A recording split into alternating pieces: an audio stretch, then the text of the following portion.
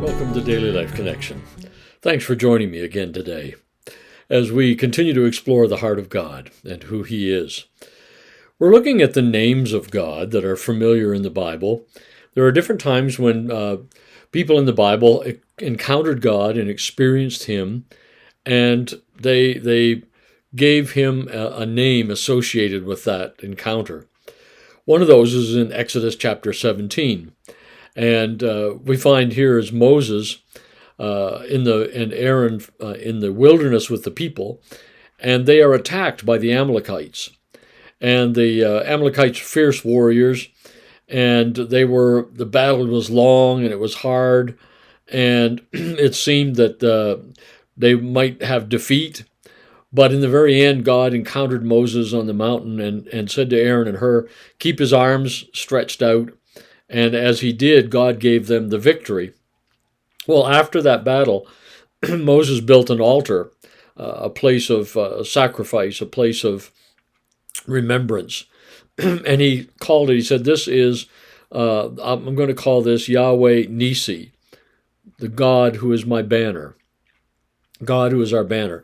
We hear that term in songs sometime, Jehovah Nissi, God my banner, or God my victory. That word Nissi referred to a banner or a flag that would be associated with a group of people or a military unit or whatever. It identified the king under whom those people united. And, I love those kinds of stories. For example, in The Lord of the Rings, when King Theoden and his people are in Helm's Deep, and they're being overrun and overtaken by the evil army of orcs. And it looks like there's no hope. But just as dawn breaks, up on the hill, a horse and rider appear with some other horses and riders and flags that were flying, banners, Nissis that were flying with white horses on them. And a whole army was coming to their rescue. Looking at those flags or those banners gave them great hope, that no matter how dark things seem, no matter how bleak, no matter how weary, no matter how discouraging the circumstances feel, when you see that banner of the king coming over the hill, it gives great consolation and courage to us. That is who God is, isn't it? Oftentimes when we're weary in the battle of life, when we feel discouraged, when we feel like our strength is giving out and there's nothing more we can do except to stand firm, God raises a banner. And the banner of the Lion of Judah flies in the breeze. And we look to it, and there's great hope. Yahweh Nissi, Jehovah Nissi, my God is on the move.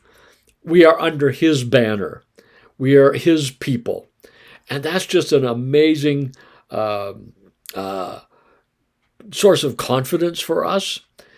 That altar that Moses built, called Jehovah Nissi, was a place where God intervened. And Moses said this deserves a special name for God here, a place of Jehovah Nissi, a place where He intervened for us.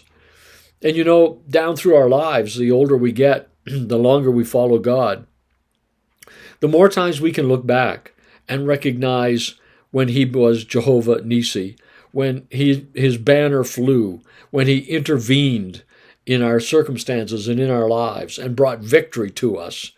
That's the kind of God He is.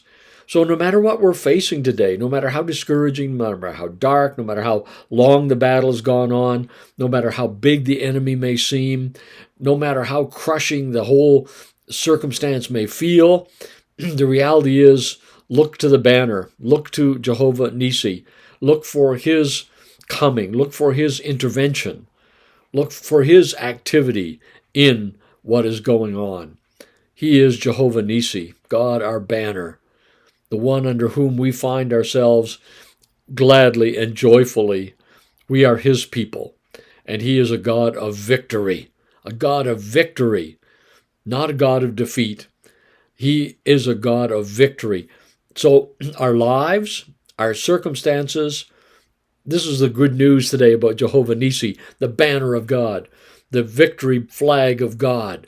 It is planted in our lives and flies over us, which tells me that our lives will end in victory. Every circumstance he will win and turn into a victory. Awesome, good news for us today. Jehovah Nissi. Let's think about that and rejoice in it and look for his points of intervention in our lives. God bless. We'll talk again tomorrow.